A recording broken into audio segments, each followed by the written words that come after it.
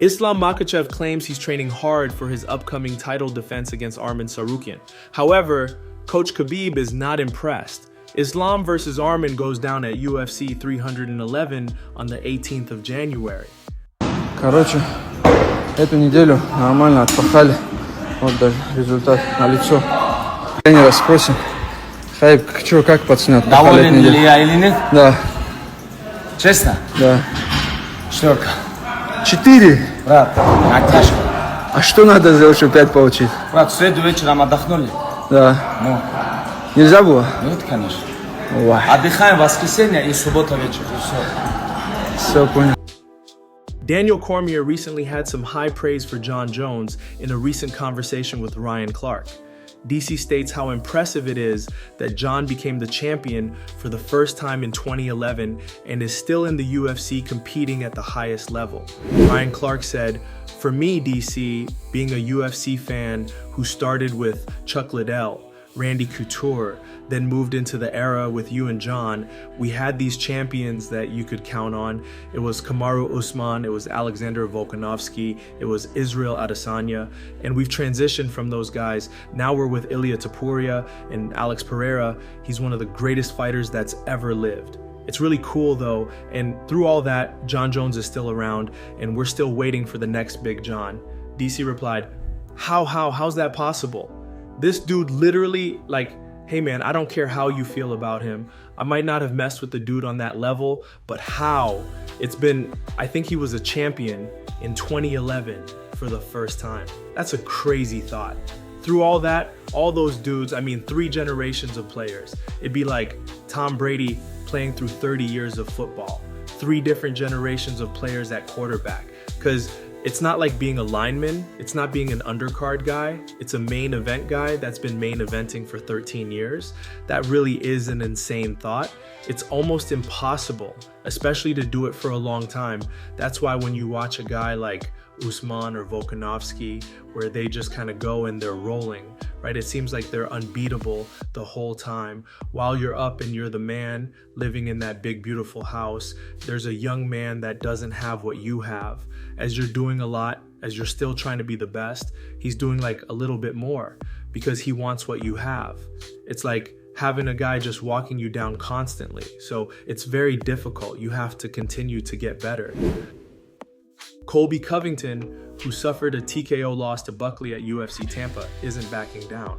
On his Twitch stream, Covington stated he would steamroll Buckley in a rematch, claiming he wasn't fully prepared the first time. Could we see this rivalry reignited soon? Of course we steamrolled Buckley in a rematch, man. It's easy money, dude. I took him off the couch because he was a bum. I wasn't scared. None of his punches did any damage. He's nothing. If we fight again, I get a full training camp to actually train. I smoke him. It's not even competitive. Deiveson Figueiredo shared his thoughts on the upcoming bout between MERAB Dvalishvili and Umar Nurmagomedov. Speaking to MMA Junkie, Deiveson said, "I see more from MERAB. The reason I do this is his striking is not refined, but he manages to tire people and confuse people so he can get them down. On the other hand, Umar is a guy that knows how to submit from the bottom, so there is that risk for MERAB. But after 5 rounds, I see MERAB's hand being raised. I'm focused on being the 135 champ. I have some adjustments to make. The 135 title, I'm focused on that. I'm gonna make some adjustments to my game and reinvent myself and get that title." Conor McGregor recently posted new training footage to Instagram, but fans aren't impressed. Many compared his movements to Tony Ferguson's and questioned if the former champ will ever return to his prime. He posted this to his Instagram with the caption, #solo drills.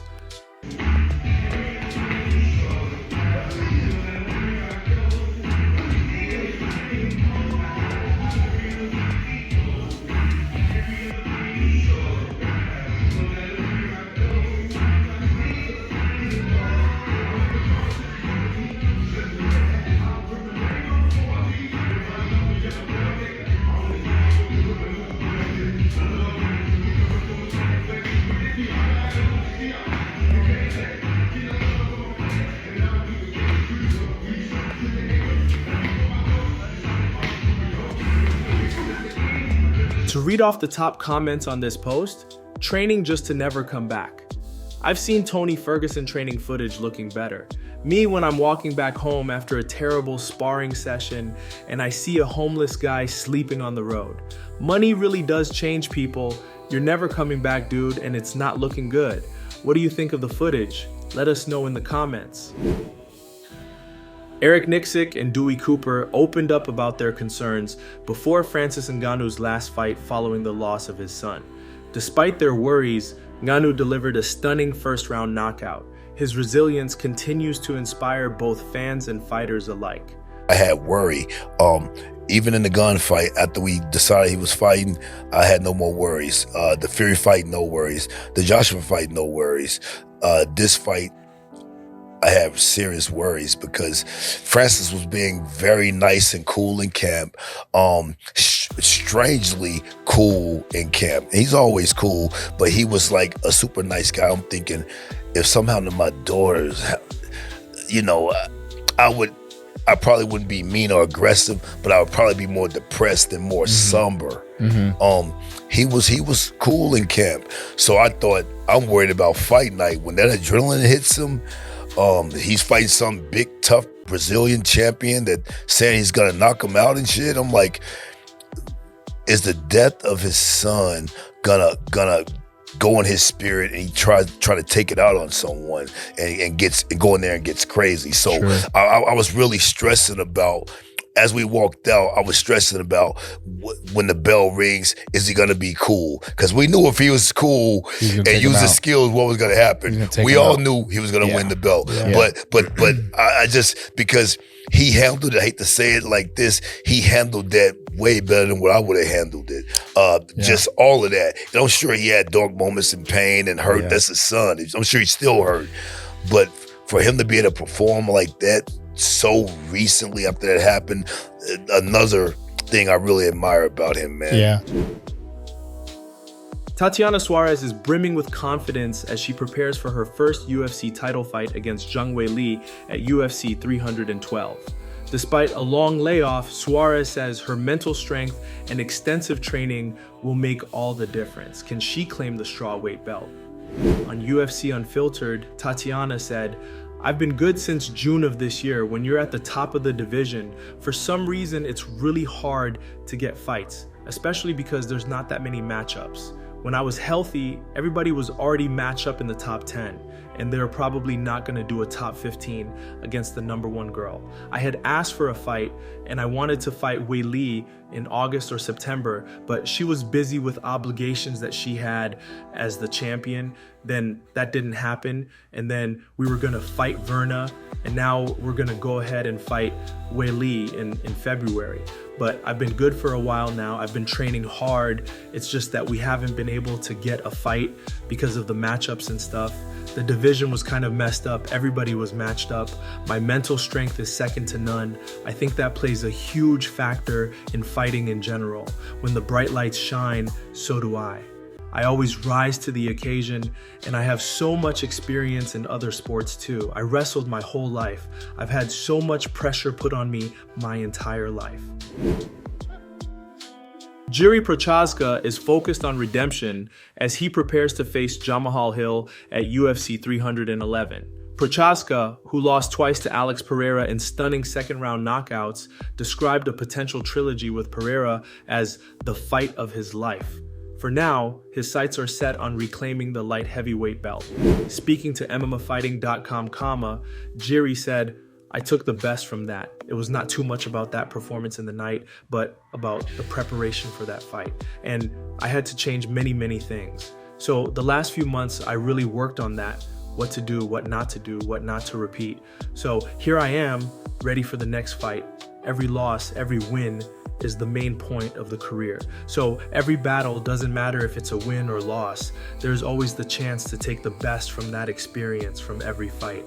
You know, maybe I'll sound crazy or whatever, but believe me, I'm working on once again becoming the champion. The champion right now is Alex, but right now I'm focusing on what's before me. What's the next step? Right now, it's Jamahal Hill. Next, we will see who will be the champion. If that will be Alex, For me right now, if there will be questions about the fight with Alex, that will be for me really the fight of my life. On winning the belt, Jiri continued, maybe the first time when I won, I didn't really realize that it was a big thing in my life. And I was not so, like I say, grateful for that. I took that like automatically. I will be the champion. Okay, I'm the champion. And that's all. Yeah, I didn't have these feelings to be humble, grateful in that. So I said to myself, I want to go this way one more time. Not just one more time, but I want to go there, take this belt, take that position of the best man in the light heavyweight division, and one more time. But grateful, be humble, and really appreciate that moment, really appreciate the life that gave you this chance to fight for that again. And right now, I'm in this process. This is what I feel right now. The biggest news today, Conor McGregor versus Logan Paul appears to be going ahead. Both Conor and Logan seem to have confirmed the news. Conor started by reposting this. Logan Paul versus Conor McGregor is set with a $250 million payout. Conor reposted it with an Indian flag and a heart emoji. Conor then reposted this article from the Mac Life. It says, Conor McGregor and Logan Paul are set to feature as part of a historic Visit India tourism campaign as the pair clash in Mumbai's iconic Wankhede Stadium. The two will be well rewarded for their efforts, with McGregor set to walk away with $250 million, making the fight one of the most financially rewarding in history.